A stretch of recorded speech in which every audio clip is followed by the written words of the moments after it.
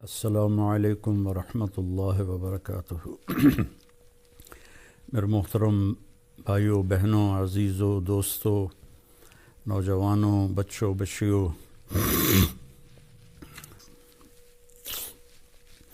اللہ تعالیٰ نے اعمال کے لیے ترغیب کے لیے مختلف تعبیرات استعمال کی ہیں۔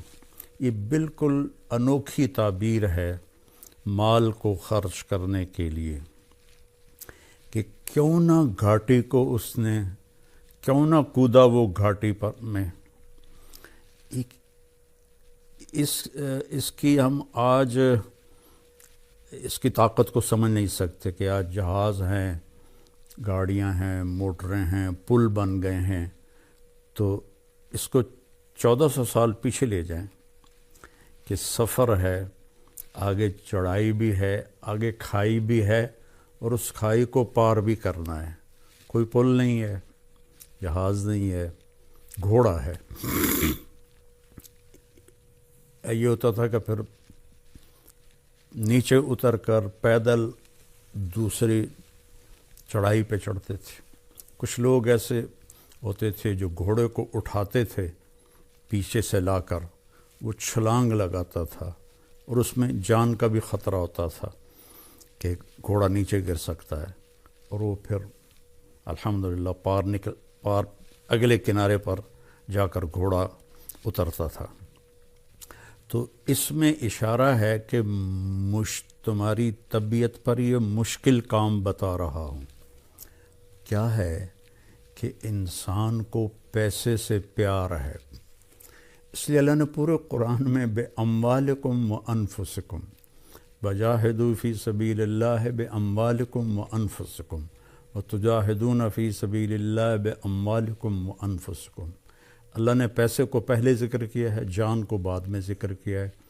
حالانکہ جان کی قیمت زیادہ ہے، پیسہ تو اس کے مقابلے میں کچھ بھی نہیں ہے، لیکن انسان ایسا حریص ہے کہ اپنی جان کو پیسے پہ لٹا دیتا ہے۔ خاص طور پر جو آج کی دوڑ لگی ہوئی ہے، لوگوں کو نہ اپنی صحت کی پرواہ ہے، نہ بچوں کی پرواہ ہے، نہ گھر کی پرواہ ہے، بس سارا دن پیسہ پیسہ پیسہ، تو پھر اسے خرچ کرنا مشکل ہوتا ہے۔ تو اس لیے اللہ نے یہ ایک خوبصورت تعبیر دی، لگاؤ چھلانگ۔ ہماری پنجابی کی ایک مثال ہے، جھگی پھوک تماشا ویکھ۔ ایک دفعہ لگاؤ تو صحیح اللہ کے نام پر، پھر دیکھو وہ کیسے دیتا ہے۔ تو پھر فرمایا کہ وما ادراک ما العقبہ، تمہیں پتہ ہے وہ کون سی گھاٹی ہے جس کو چھلانگ لگا کے پار کرنا ہے؟ وہ ہے فق و رقبہ۔ جن لوگوں کی گردنیں پھنسی ہوئی ہیں، کوئی بیماری میں ہے، کوئی قرضے میں ہے، کوئی قید میں ہے، کوئی کسی مشکل میں ہے، جس کی بچی جوان بیٹھی ہے، ہاتھ میں ایک پیسہ نہیں ہے، کوئی بیمار ہے، علاج کے لیے کچھ نہیں ہے، کتنے مسائل ہیں کہ گردنیں پھنسی ہوئی، کوئی قرض میں ڈوبا ہوا ہے تو اس کی گردن پھنسی ہوئی ہے۔ تو اس کو اللہ نے پہلے فرمایا گردنوں کو آزاد کروانا، گردنوں کی گرہ کو کھولنا، فق و رقبہ، اس کو رقبہ کہتے ہیں، فق و رقبہ، گردنوں کو فق کہتے ہیں کھولنے کو۔ تو اگر آپ اپنے چاروں طرف نظر دوڑائیں تو کروڑوں نہیں اربوں انسان ہیں جن کی گردنوں میں پٹا پڑا ہوا ہے مختلف مصائب کا، مسائل کا، چونکہ سود کی وجہ سے پیسہ سمٹ کے چند ہاتھوں میں آ گیا ہے، اور عموماً لوگ روٹی سے بھی محروم ہیں۔ تو ان کا فق و رقبہ، گردنیں چھڑانا، او اطعام فی یوم ذی مسغبۃ، کھانا کھلانا بھوکے کو کھانا کھلانا۔ مجھے ایک بات یاد آ گئی، 1982 میں نظام الدین گیا تھا ایک چلے کے لیے، تو میں نماز کے بعد تھوڑا ٹہلنے کے لیے باہر نکل جاتا تھا۔ ایک جگہ سے گزرا تو ایک فقیر بیٹھا تھا، سفید داڑھی، تو کہنے لگا کھانا کھلا دو بابا بیٹا. تو میں نے آزمانے کے لیے کہا آپ کھائیں گے؟ ہاں جی. میں نے کہا آؤ. تو میرے ساتھ جلدی سے اٹھ گیا. میں گیا آگے ایک اچھا سا ہوٹل تھا، میں اسے وہاں لے گیا. میں نے کہا بابا جی کیا کھاؤ گے؟ کہنے لگا بریانی کھاؤں گا. تو میں نے بریانی کا آرڈر دیا. ایک بڑی پلیٹ آئی، اس پر ایسے ٹوٹ کے پڑا. میں نے پوچھا اور منگاؤں؟ میں نے ایک پلیٹ اور منگوائی. پھر اس نے وہ ایسے ایسے ایسے ایسے ایسے ایسے کھا. جب وہ کھا کے اس نے سر اوپر کر کے کہا الحمدللہ بیٹا آج 3 دن کے بعد کھایا ہے. اور ایسے پتہ نہیں کتنے پڑے ہوئے بھوکوں کو کھانا کھلانا. یتیم ذا مقربہ، یتیم بھی ہے رشتہ دار بھی ہے، اس پہ خرچ کرنا.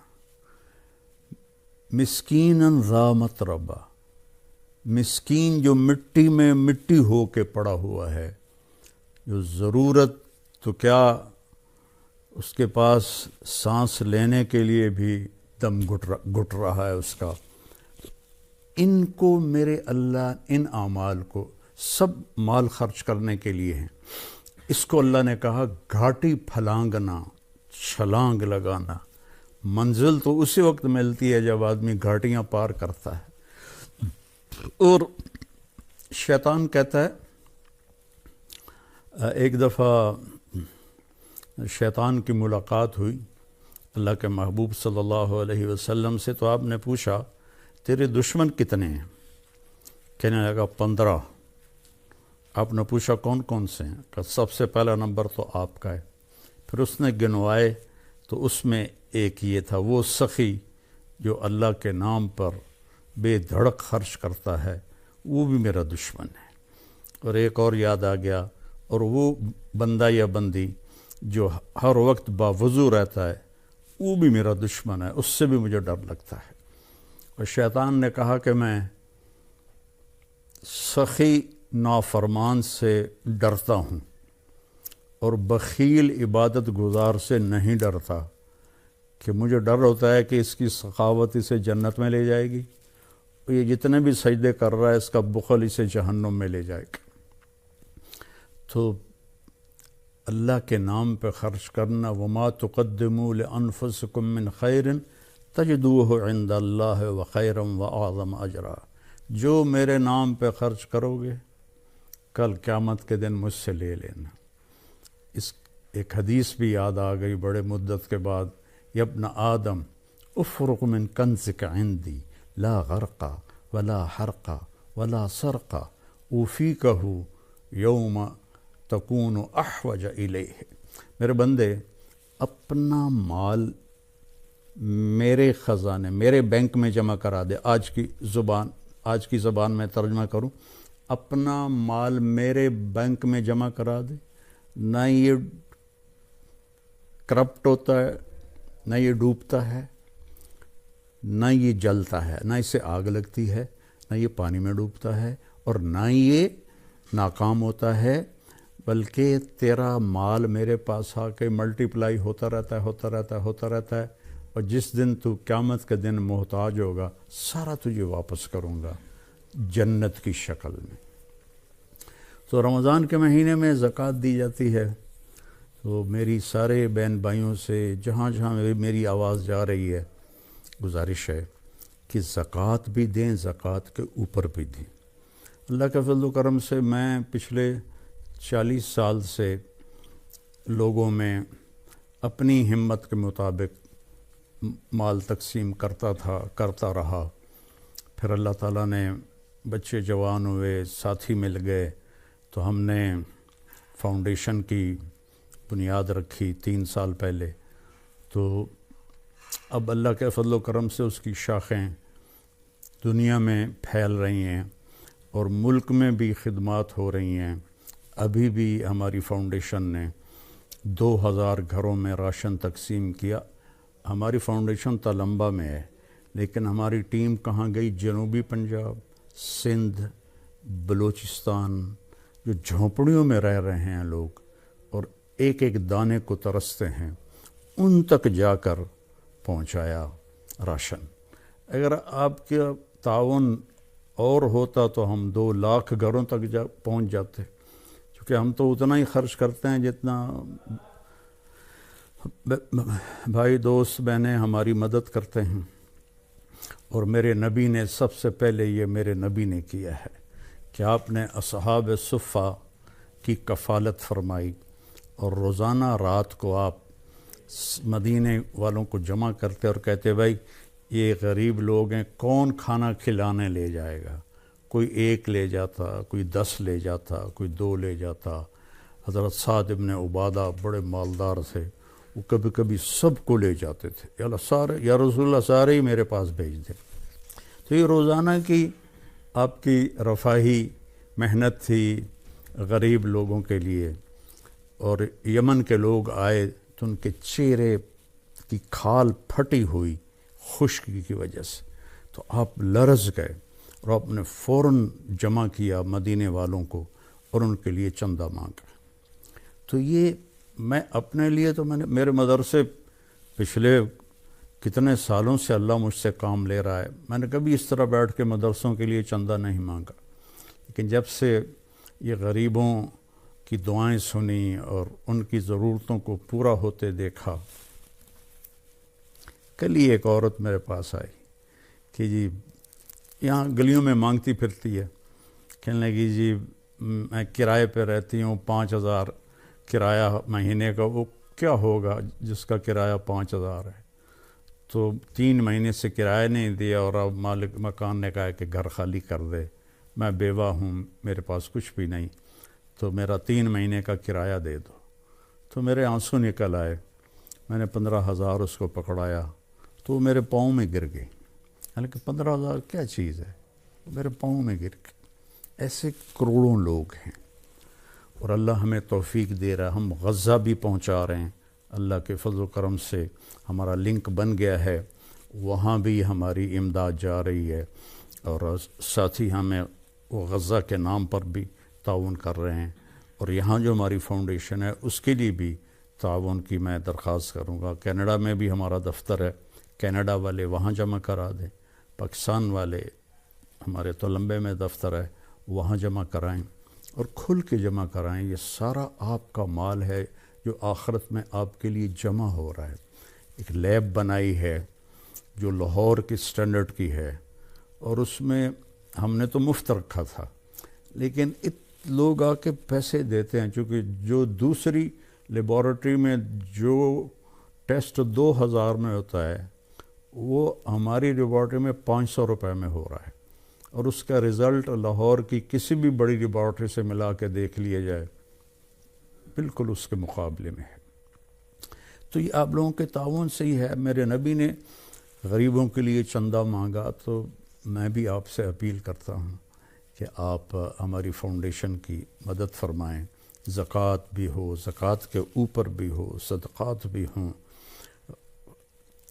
نفلی بھی ہوں، فرض بھی ہوں، تو یہ سب آپ کے کھاتے میں جمع ہو جائے گا۔ اور میرے نبی کا فرمان ہے کہ سخی اللہ کے قریب ہے، لوگوں کے قریب ہے، جنت کے قریب ہے، دوزخ سے دور ہے، اور بخیل آدمی اللہ سے دور ہے، جنت سے دور ہے، لوگوں سے دور ہے، جہنم کے قریب ہے۔ تو آؤ بھائی بہنوں، جنت کا سودا کریں اور اپنے اللہ کو راضی کریں اللہ کے نام پہ خرچ کر کے۔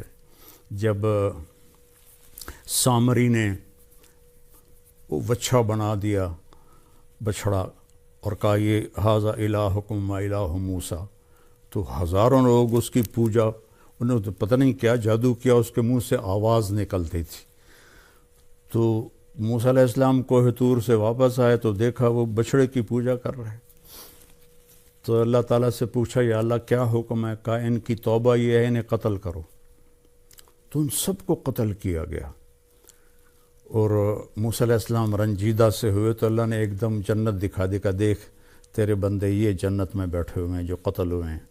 سامری کو پکڑا، جب اس کو قتل کرنے لگے تو اللہ جبریل آ گیا کہ اللہ کہہ رہا ہے اسے قتل نہ کرو، اسے چھوڑ دو، یہ ویسے ہی مر جائے گا۔ موسیٰ علیہ السلام حیران ہو گئے، یا اللہ سارا کام تو اس نے خراب کیا، وہ ساری بےایمانی تو اس کی سارے نے سجے تے پا چھڑیا تو یہ فرما رہے ہو بھی چھڑ دیواں کی وجہ ہے؟ اللہ تعالیٰ فرمائے کم وقت سخی ہے بڑا تو سخی نو قتل کرنا مینوں چنگا نہیں لگتا، اے آپے نو میں مار دیواں گا۔ تو وہ بخار سے مر گیا تھا۔ تو میری اپیل ہے آپ سب سے کہ آپ کھل کے تعاون فرمائیں۔ السلام علیکم ورحمۃ اللہ۔